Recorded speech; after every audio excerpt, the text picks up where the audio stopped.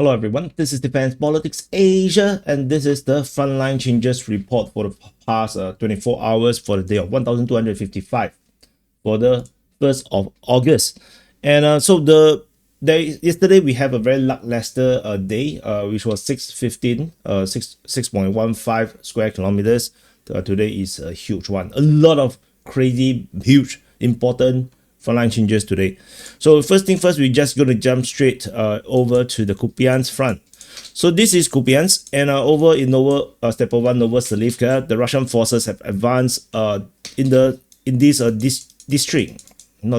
street along the highway and the railway line in the southwest of Stepová Oleksiivka. This move I have been waiting since for more than a year now. I thought that this will happen way earlier, but the Russians never tried to do it. Finally, this 650-meter advance have happened around 700 meters. So this means that the Russians may be making moves in the Kupyansk front now. This comes at the same time where the rest of the Ukraine war, the Russians are speeding up. They are attacking in places where we don't expect them to be moving, like the Siversk front and onto POKROVSK and this kind of thing. You will see the frontline changes today. The next frontline change, we jump all the way to Kupyansk, which is over at the Siversk front. So at the Siversk front, yesterday we have mentioned about the Russians push in this direction. Today we have more. The Ukrainian mapping, realizing that they cannot hide the truth anymore because of the geolocation of Russian forces in this kind of far away position, like we are talking about 5-6 kilometers away from their Ukrainian front line. They have reluctantly updated the mapping in the south of Kupyansk. They claim that the Russian forces have taken this countryside in the south of Kupyansk. Although this entire place is a countryside, so the entire place is the countryside. The countryside is countryside, and so this is a collapse of the impossible salient, or rather difficult salient, not impossible yet, but it's just a matter of time, because it's just how do you defend this? I don't even know. So the advance is around 1.5 kilometers on average, and I believe that we will close down all the way to this point, because there's just no possibility the Ukrainians would be here when they don't defend here. You understand what I mean? Like, this area here is so important, but they still lost it. Why would they send troops here? Like, that makes zero sense. So this is the reason why, is and then over in the south of that advance in Kupyansk, over off Oleksiivka, the pro-Russian mapping have mapped that the Russian forces have made a more advanced position in the south of Bakhmut than we have mapped previously. So this is the advance based on Russian mapping. The advance is around 1 kilometer. So this is the closing down of the Siversk. And I have already done a battlefield analysis. I posted on the DPA war channel. You can check it out. Is exactly talking about the Siversk front situation. So after Oleksiivka, the next frontline change is over in Chasiv Yar. So there is a very, very big frontline change over Chasiv Yar.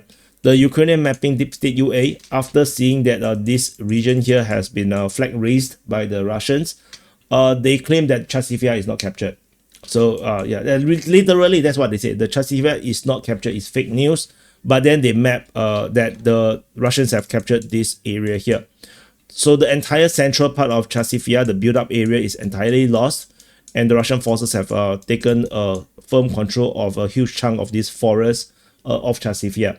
And so that is the situation. Honestly, by our mapping, I think Chasiv Yar is captured. So unless we are talking about the cemetery here, yeah, I think by this point, I think Chasiv Yar is captured. I'll update the map later.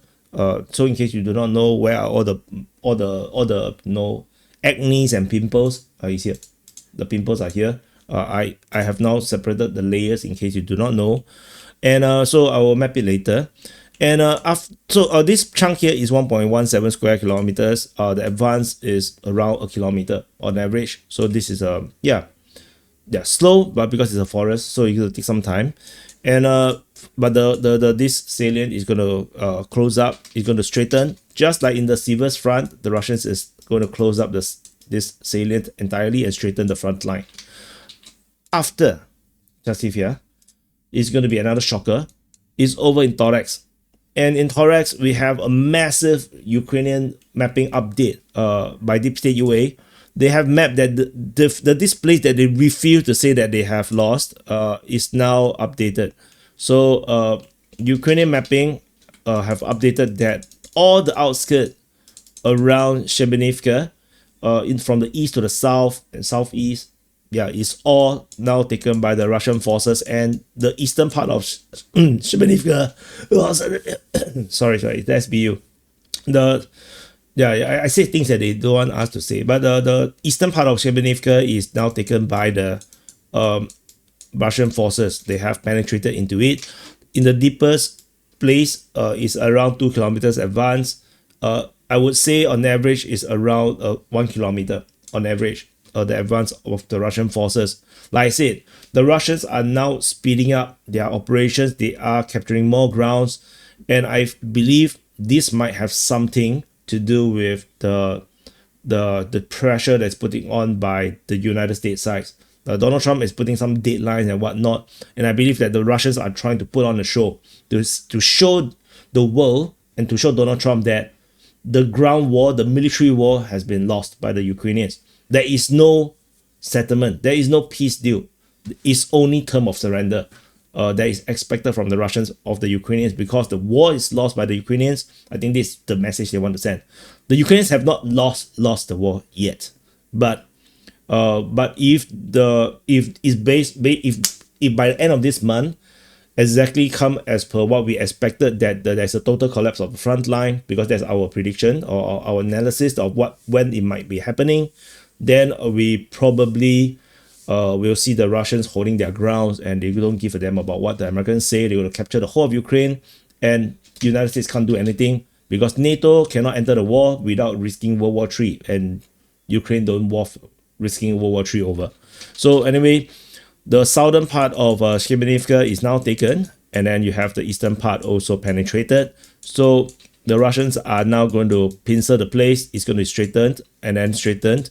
So this is basically an impossible salient at the first place. So I don't expect too much, though we shall see how this goes. Of course, the Russians may not actually be here. I just want to highlight, it's just based on our doctrine, our way of mapping that is still here.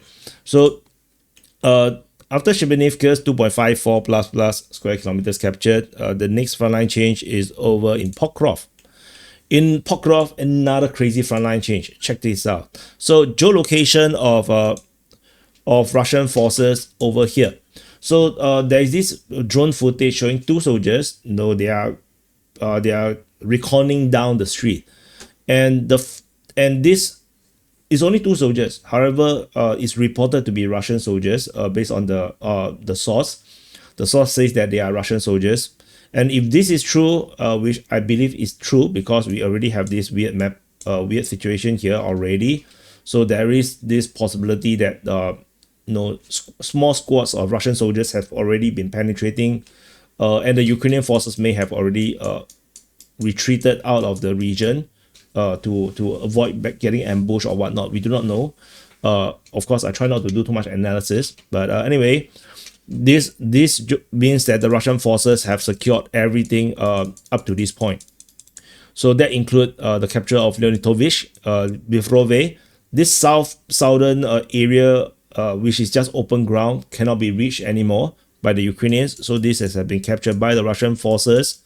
This capture of Leonitovich, Vichy, and then the moving up all the settlements, because they have patrolled all the way to this far distance, which means everything behind them should be no Ukrainian forces, so it's captured. So the total advance from the previous Russian mapping is 2.3 kilometers. To the Ukrainian mapping is 3 kilometers. So this is a very, very huge chunk of territory advance, and we shall see when they will actually link up with this potential Russian position, because we do not know. We do not know how they reach there. in the specifics.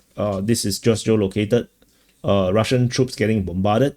So once they linked up, yeah, we can see that the entire south is in danger of collapsing, and Pokrov might fall way faster than we thought without even the flanking operation to be entirely completed. So just a bit of analysis. As I mentioned before, the Russian forces is doing these massive flanking operations to cut off the highway to force the Ukrainians' withdrawal to go westward. And this will disrupt Ukrainians' plan to do attrition warfare. There might be a case where if they realize that they cannot hold this position, then they decided to retreat prematurely northward.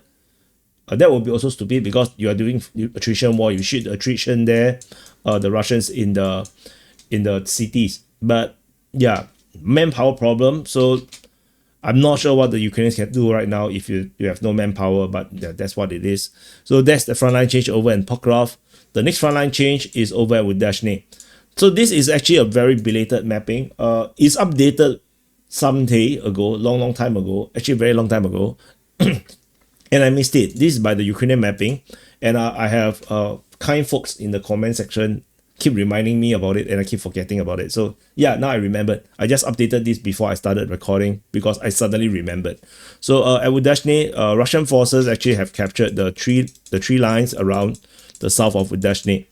And so this advance is peculiar because that would mean Udashn is already getting pincered. But like I said, this has been mapped in a long time ago. Why the Russians don't pincer it, I have no idea. So yeah, very peculiar update that it just went under the radar for me. So after after Udashn, the next frontline change is over at Oleksiivka. So the Ukrainian mapping have continued to shut down this salient. And as I mentioned, they have indeed straightened the front line. I did mention they're going to straighten it. And the Russian forces have basically walked into this undefended ground, I would say. The advance is around 1 kilometer to maybe 2 kilometers. So yeah, so I don't expect actually much fighting in this sector here. I think the Ukrainians has already abandoned the position to something less dangerous. So that's what I think. They have a trench line along here, so that might be a place to go for the Ukrainians.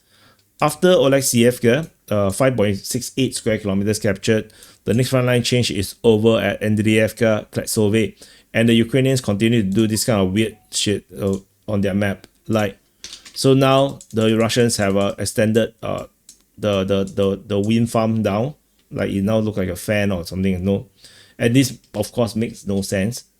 Like I mentioned before, if the Russian lines is so narrow, the natural thing is to do a pincer on the neck and chop it off.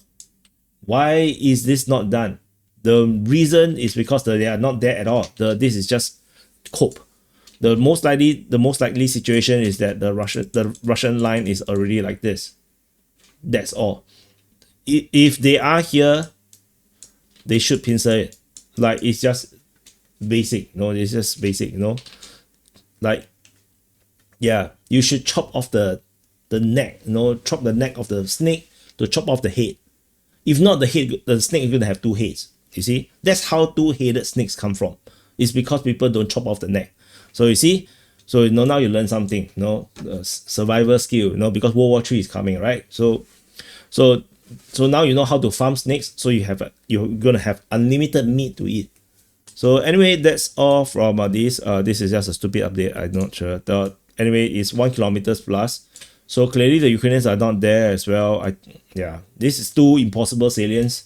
So waiting to be harvested for your delicacy. You like to eat a lot of frontline changes, right? So we'll come soon. I think eventually. Not to mention this ridiculous one. Anyway, there's one last frontline change is over at Vinipulate.